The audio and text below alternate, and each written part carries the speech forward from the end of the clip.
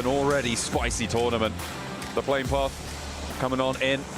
Starts from El Pozo, heads down towards Partona. Our 64 players ready to jump out. Let's get it going, see how it's going to end up unfolding. El Pozo, I believe, yeah, we had that hot drop right. Alpha 7 Falcons, do we get the repeat?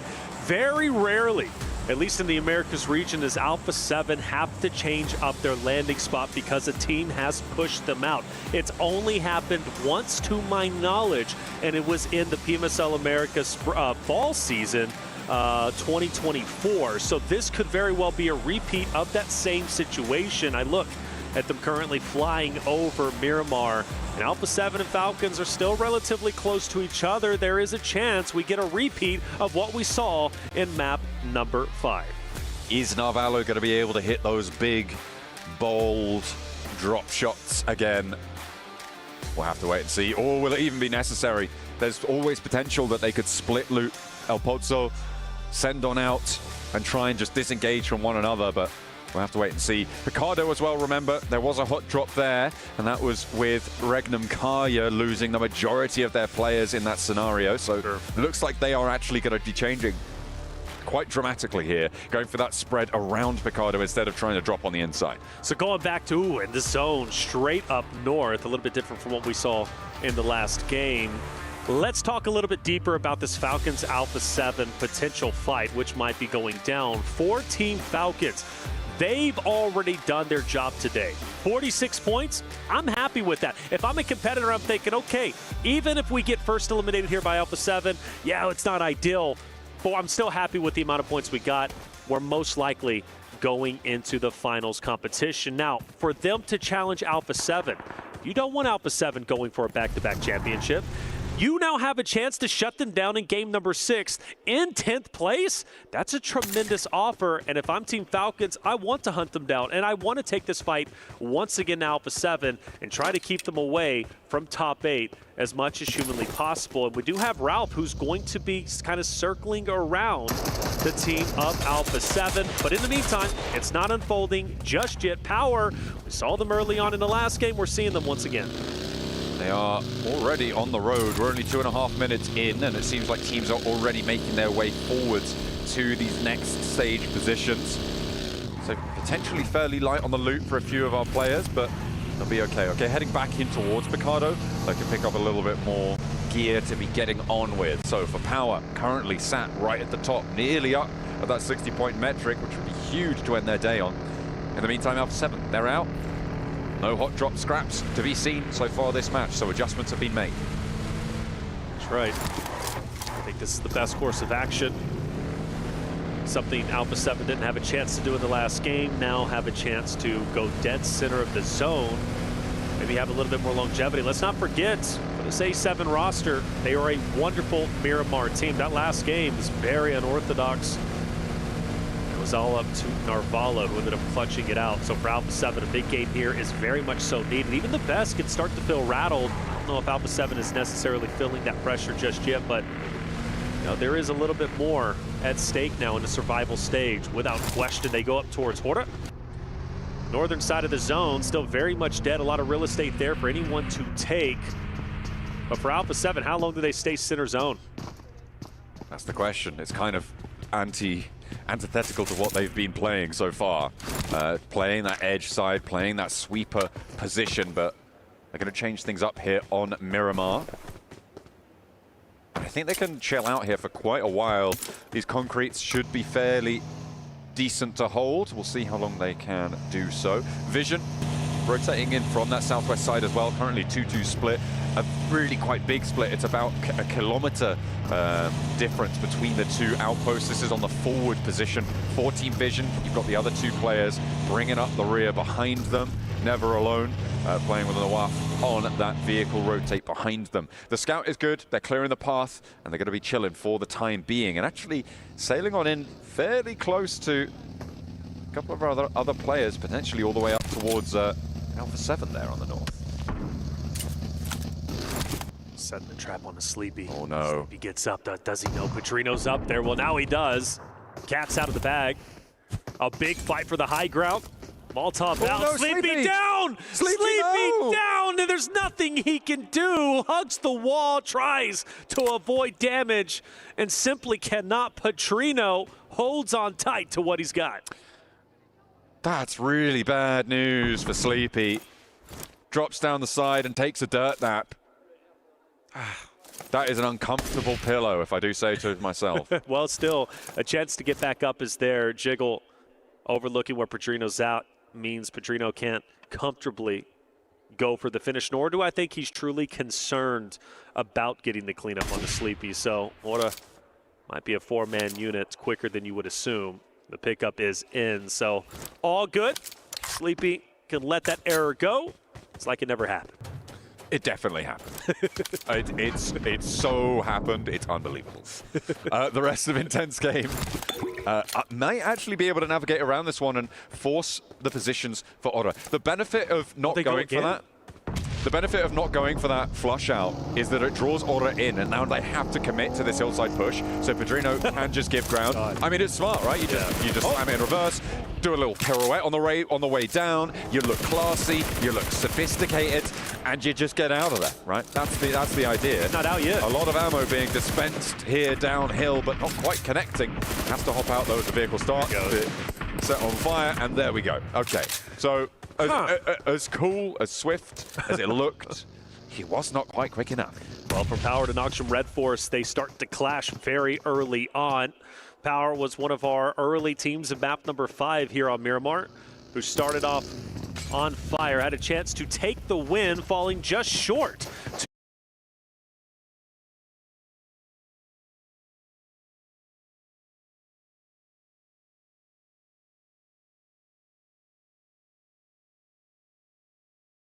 To R8 this time, maybe one of our first teams to be eliminated, depending on how this fight ends up unfolding. Noxium Red Force, a very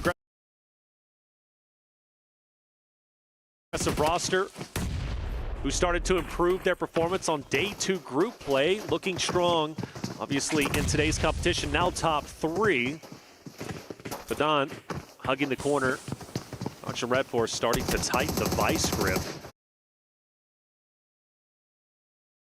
The high ground over Tizzy. Power cannot disengage. With Doc starting to fall, do we start to see Noxium Red Force unfurling? Binny will be there for the refrag. That smoke on the door frame is doing a lot of work for Noxium Red Force. He's playing around it with the shotgun, just going on those gut reactions there. Hitting those flick shots, all important. Has done so much for them. Easy, drops down, out and around the side, and he clocks one on the swivel. A really nice heads-up drop down there for Easy. More to go, though, and Binny on the inside, trying to keep things together for Noxium Red Force, but Power trying to turn it around, and the pump action again for Binny. Dispensing a hell of large amount of damage for the roster of Noxium Red Force, and they keep it going. Power done and dusted. Ooh, and that's tough, isn't it? Going into tomorrow's competition, Power, man, they're going to feel good naturally. Great performance when it comes to the top of the standings. Currently first place, 56, near that 70-point theoretical threshold for top 8. They're very healthy, but going from what should have been a guaranteed win, in my opinion, in map number 5 to being first out in map 6, they're going to have to recover short-term memory going into day 2's the final day for the survival stage. The zone shifts wildly down towards the south, and therefore everybody has to full speed ahead straight into the next stage. I'm looking at Regnum Kaya, I'm looking at Fireflux holding down towards these south areas on this map. You've got Fireflux who can control the south edge of San Martin, get up into those hills and try and maintain the control. Everybody else on the road. Alpha 7 leading the charge. They leave almost immediately. Rightly so. They've heard that fight across the way. They know Noxium Red Force are still a little bit battered and bruised. Can't take that fight, so you get out of there fast. You're not going to be as challenged here. Across the road they go, and they're looking a lot safer now, and they are into Regnum Kaya territory. Alpha 7 dead center, like you said. Let's see what happens here as Noxium Red Force very close to him. Regnum Kaya also starting to tempt fate. Alpha 7 pushes up. This is a must-win fight. Alpha 7 needs to stay alive. It is critical. They break into top 8 by the end of the day. And some great utility has already been thrown. Revo is starting to take over the high ground, pushing where Wild is currently at, just down below. Loxy, a solo at multiple times, who has managed to stand his ground. This time has a full force around him. It's only going to make him a better player. Squash, pre-fires, no connections, and the dance will continue. Alpha 7 rock up, no casualties on the approach so far. A little bit of damage sent towards Mafioso, towards Revo, but they are now in the straight up 4v4. As Regnum Kaya holding the ground, a lot of damage sent over to Mafioso and a 1-for-1 trade on the off angle there. Silas finds a second as well, looks to put Alpha 7 back down into the dirt, and it's all up to Revo now as they're finding the shots for Regnum Kaya. His hold is monumental. Toshpik is traded off, but one is not enough, and Alpha 7 end their day in the bottom half of the lobby. That is so tough. Regnum Kaya putting the final nail in the coffin for Alpha 7's performance in day 1 survival stage. They will officially finish outside of top 8. Tomorrow has to go so much better if they want even a chance to go to the finals and defend their title from last year. Now we focus our attention over towards Team Falcons, a roster that was underperforming throughout the group play, but overperforming when it comes to the survival stage, looking to finish in first. Alpha 7 really good at Miramar, by the way. 1 point, no points. It's kind of crap, really, isn't it? It is. It's not what you want to see for Alpha 7. And my concern, though, John, is like they go in Americas and they underperform. They do. Let me take it back. Stage 1 of PMSL Americas, they've overperformed, like, I mean, beating the second place team by over more than half, or more than double, if I'm not mistaken. Sure. Then they go into stage 2.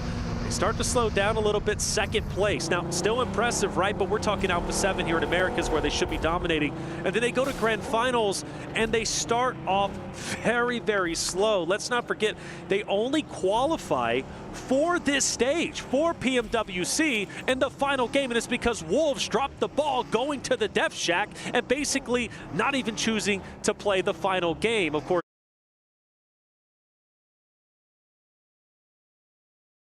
on the northern side here, we saw that engagement earlier that they had with Power. They were able to win it, but the speed at which they could leave is not going to be fast enough. They've now taken heavy, heavy casualties, and that crossing is going to be nearly impossible. With 1 player remaining, Doxy will try and get something done, and we'll see how much further he can go. Regnum Kaya holding on to their position with 3 players alive is good. I'm looking at Kinotrope as well on their southwest side, with a nice spread out across a lot of ground, but the Falcons are going to look to challenge the south point. They could potentially find a weakness. And I think the weakness is going to be Blur. Blur off on his own, and this could be Falcon's opportunity to kind of bully him out. Granted, you do have Ozan who's going to be able to fire down low, and he did a great job, by the way, in the last game, right? Ozan was that off angle, just peppering shots at the enemy, starting to roll in. But for Falcons, they are a punishing roster. They see Blur by himself, you better believe they're going to push him. Yangon Galacticos on the western side, currently taking heavy punishment from Aura to their north, who do still have to rotate themselves, and Vision to their north as well, who do not. And they are going to be able to hold down in this compound. You can see Yangon Galacticos further up and ahead on the south edge of this one, on the exit from Monte Nuevo. Yangon Galacticos suffering. Aura now looking to mount up, who been dishing out some punishment, but wanting to try and break towards the top side here. In 9th place, Aura looking to move away from Alpha 7 towards E-Arena. But E-Arena themselves going to be crashing on towards this Regnum Kaya position. We've seen them defend 1. Can they do it again? Regnum Kaya looking to take down 2 teams in the same game. And E-Arena, though, got to give them faith because they've done such a great job holding hardcover POI, but it's chaos across the board. Loxy bottom right, of course, Joker, who's going to be bottom left, and then the overhead up top is it's just a mad scramble for positioning, and I believe Regnum Kaya gives respect to E-Arena. They're dipping. I think this is sensible. You wait for those pushes, you should control these door frames, and you try and get some value out of it, but you know you're not winning really, realistically, a lot of the time in that engagement. It would take a lot of confidence to stick around in that spot, and the fact that they had those vehicles ready to go says to me this was their plan all along, right? south, try and stop some teams getting in. If we don't get any knocks, fold back to where we held before. But I think they come back. I want this hardcover POI, if I'm honest, because it's going to be such a power play, kind of like what Power was in just the last Miramar that we ended up witnessing. Granted, second place, but you notice once they got the hardcover POI in center zone, they were a force to be reckoned with, and they finished with over double-digit eliminations. So for Regnum Karya, I don't think this is going to be the end of them versus E-Arena. Falcons starting to push in. They have been quietly finding their way closer and closer to these circles, and now they've managed to find a team trailing their way in, and they will drag them back down. Take one of their players out. Yangon Galacticos down to 2, but Falcons are outside of the circle, and they have danger sent to them from Kinotrope on the southeast, and Yangon Galacticos, even with 2, are still deadly. That's exactly it. Kinotrope is going to be the X factor in this fight, and as far as I'm concerned. You also have Vision, who might play a bit of an impact, who now start to move through. But in the meantime, Yangon Galacticos feeling the pressure. Team Falcons noticing where Vision is currently at. For Falcons, in my opinion, I'm sending it into the zone. I'm trying to get as much distance as possible once these fights have concluded, because I'm not too healthy. I'm not too happy with Yangon Galacticos being around us, Vision also being in the area, and Kinotrope also being up top. Falcons could be in trouble before they know it. Getting a little bit more healthy here. They'll need every advantage they can get. Pushing in the southwest side is treacherous. The terrain nice and bobbly for you as you try and roll on forwards. SayCloud has spotted Redox. Redox unaware of the position, but doesn't quite go down. Will have time now to heal this one up, and SayCloud's position is known. He'll have to reposition and get away from this location before the Falcons descend, before Vision send out their way. But I don't imagine that Vision are going to be super keen to send south at this stage. They're going to be more interested in heading east to regroup. Meanwhile, is it going to be, yeah, it's Aura on the northern side, and IG having a tough time of it. IG, team that's been struggling quite a bit towards the bottom end of the standings, only outdoing that of Gamix. We've noticed IG get overly aggressive at times, disrupting fights. This time they look to take down Aura, and it's not going to be easy. Meanwhile, we transfer over to R8 and Influence Rage, and there's bodies all over the ground. Every health bar's red on my screen right now. What is going on? It looks like Influence Rage are going to be able to heal up a little bit more effectively than R8 in this location. In fact, it's only Damar who is left standing for them, and he is split from this fight. He's trying to take those shots down and might actually have an impact here, as 3 players from Influence Rage are currently on the deck, and Damar could try and challenge this. He's not really got too much to lose, has to get out of here anyway. A front flip on the buggy. He's dismounted from it, but he stays alive. Will get it back into control, but all this time, Influence Rage have been healing, have been regrouping. Hang on a minute. No, they haven't. He took down Low Boy. He took down Low Boy from a distance. Now Damar knows, I've got to capitalize off this. He pushes straight in. He's a solo. He's going for gold, but can he pull off a miracle play? Well, at least so far, yes, he can. He re-rotates over to potentially take down Low Boy, but now he's going to take down Lorzen, who pushes over the top. Damar looking to make a heroic play, but gets silenced finally from a distance. He's taken down as Fireflux says enough is enough. During all of that as well, Kinotrope sent a big node over towards the Falcons that has torn them in half. They are suffering now, and it looks like they're being handled nicely out on the western side. Redox the last to stand for them, and he will fall in short order. A well-placed nade stops Falcons in their tracks, going down with minimal points on this match, but their day is pretty successful so far. They have managed to turn up where they haven't before, and will be happy moving into day 2. It's not the biggest surprise, though. Falcons were so embroiled in this fight against Yangon Galacticos. Meanwhile, Vision was also laying down shots down range, and Kinotrope just had too much of a power position, too much vision on Falcons once they started to push it, and they had to start pushing in to go into the next zone. So Falcons get eaten alive, and it will be Kinotrope who have a potential to have a tremendous game, which, again, would be very valuable. They're knocking on the door of passing up the previous year champs of Alpha 7.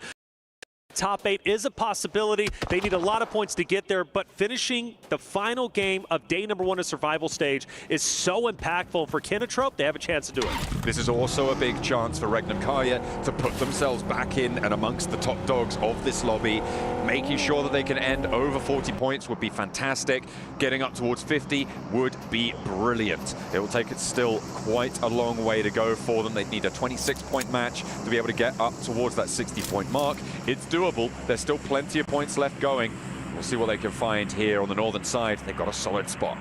Fireflux so spread out, mind you. You've got Scarface all the way in the north, Solus way down to the south, along with Matcap and Catch are going to be the closest together, but even them are quite separated. And Scarface is feeling the pressure as Loxy takes him down. John, do you think that spread is a bit too much from Fireflux's perspective? I think that you could definitely argue that, yes. I think it's fair enough to say that it was way too bold for Fireflux there to keep that one going. Perhaps they didn't have the rotational capacity, perhaps they'd run out of vehicles, not entirely too sure, but it looks like they're going to try and re-establish this split. I mean, there's no one really challenging them here. At this point, everyone's pushing in south or north or west, so they are trying to just cover this ground, but I think leaving someone on the far side of the on the far side of the road may be a bridge too far. Yeah, it's a bit weird for me. Granted, gaining insight, maybe scouting the horizons, but your scouts get taken down, and now it's time to get back together. Solus looks to be joining where Catch is currently at. Matcap will also join into the mix. Maybe they were trying to establish individual zones, so when the stages did start to collapse, they had real estate already there and the information needed in order to set up quite nicely to gatekeep, but it's just a bit too much. But with 3 members still remaining, the chance is still there. Now for Doc, well, his chances are gone, and well, that's going to be the end of Red Force. They get taken out, and their final game of the day is over with. Now, for Hora Esports, though, all eyes on them. 4 strong, dead end of the zone. They can make a deep run. Yeah, with the hills that they have to play around here, they can definitely get quite close to the center. We're going to be seeing the next circle in about 5 seconds as well, so it's going to dictate the pace. Vision, they've been slinking their way down this western edge and towards Kinotrope, who now find themselves in a little bit of a ditch. A huge nade comes through from Noir, finding 2, and immediately they can descend on this one. They should be, at the very least. There's only 1 player close by to try and handle this one. Ozzy-san at a distance. I don't think he's going to be able to say anything about this. I don't think he has a chance to chime in if Vision just pour over the top. Yeah, Plur, I mean, maybe, just maybe he can make something happen. He throws the nade, but it's a bit too short. Plur is going to be the last-ditch effort for Kinotrope to try and be the hero to shut down Team Vision, but I don't know if he's going to have what it takes in order to do so. But he does get the off angle, but the shots are going to be missed. He's going to be snipped out and taken down, and Team Vision, who was opposite of Kinotrope for the longest time, puts almost the final nail in the coffin, I should say. Ozizon is gone, and now it's survival mode for him. Where has this Team Vision been up until now, right? These guys, off that last Miramar, they got a healthy elim count, and now they're back up to 5 with a western point position. They have a chance to push towards E-Arena, sure. It is a difficult one, a lot of open, quite flat terrain as well, but they do have a chance here to put another big number game on the cards. They started this Miramar set really down on their luck, but they have started to pull their socks up. Zon goes into a hot and ready Lil Boy as well as Influence Rage. Doesn't have the help needed. Influence Rage start to encompass where Ozizon is currently at, and he won't even get a shot up, unfortunately. He will be eliminated, and therefore Kinotrope are gone from a very dominant, strong position. Pressure was on for Kinotrope. They get 3 eliminations. I'm thinking they're going to have a deep run, maybe even surpass the performance of Alpha 7, but they fall short as Team Vision take them down in conjunction with Influence Rage. I'm looking at Vision right now. I think they have the most difficult approach here. Wouldn't be too surprised to see them sweep around to the north side. It looks like they're trying to consider that as well. Over towards Ora. Move out into that open ground that sits there with the circle. Having the compound in the southwest quadrant. It's not necessarily going to be ending up there, so it could potentially be an advantage to be on the outside in this scenario. Could be. Regnum Caria disengaging from E-Arena earlier, right? You talked about it, you said that's a favorable play. I think maybe there's going to be another contest for the hardcover POI, but no. Regnum Caria being where they are, I actually favor them. I think they're in a wonderful spot. E-Arena now starts to inch their way closer. Everybody knowing this compound is going to be so impactful for the future stages, and everybody wants a piece of it. The difficulty for E-Arena here is that the positions that they hold have so much open ground around them inside that compound, right? We saw that side shot from Team Vision's perspective. There's just this open wasteland of nothing. that sits between them and Regnum Kaya on that northern side of the compound. To make their way north would be really, really tricky. It would be a better use of their time to play around where Mormon is playing, right? That east side of the compound, try and stretch up a little bit closer to the edge, have access to the hills, and potentially take a couple of shots out towards Aura, towards Influence Rage, towards Fireflux's remaining players. Vision wants it. Vision wants to push in. Regnum Kari gets a piece of the building in the next stage. The arena going to be quite healthy where they currently at. Need Sakura as well as Joker to join into the mix for Vision. Well, they've got to make a decision, and honestly, going south, you go into E Arena, you go north, you got Regnum Kari who's going to be looking directly at you. You said it was going to be difficult for Vision. Well, now the job just got even more difficult. It is really, really tough stuff here. 6 teams now remain with 21 players alive. And it looks like Marcelo's going to get a little bit closer now to Regnum Kaya. Draw some shots out, get a little bit of info. Yep. Wait for E Arena to try and challenge as well on a third-party off angle, but they aren't spotting it. Have no choice.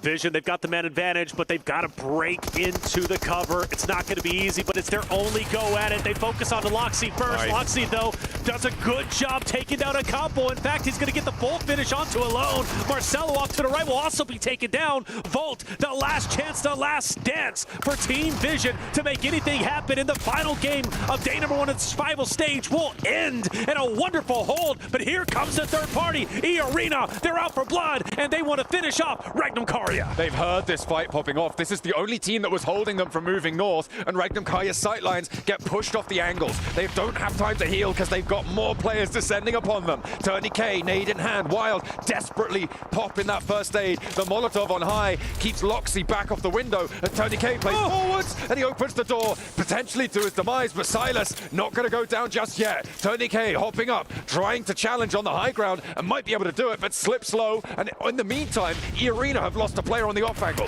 Fireflux are moving in. Influence Rage, Aura as well, trying to find their way through and closer to this fight. Tremendous fight, a big fight indeed. The question is, who's going to end up ahead? Regnum Karia, E Arena, Fireflux with catch. Will he have any impact? Well, with the reset, E Arena once again a 4-man unit who can push straight into Regnum Karia. But Silas wants to hold his ground, and he's doing exactly that. With the choke point of the stairway, he knows if anyone pushes up, they're good for dead. Silas needs to hit the shots needed, but no one is going for the challenge just yet. Regnum Karia still has a little bit of distance. The fight will stagnate once again. Silas, the big dog with 5 elims, sat at the top of the performance charts for Regnum Kaya here in their final moments of this hold. Alpha 7 couldn't do it. Vision couldn't do it. E Arena taking a crack at it. Regnum Kaya may be too tall of a mountain to climb here as they keep things on lock and key. These guys are champions in their own right, and that is on full display here.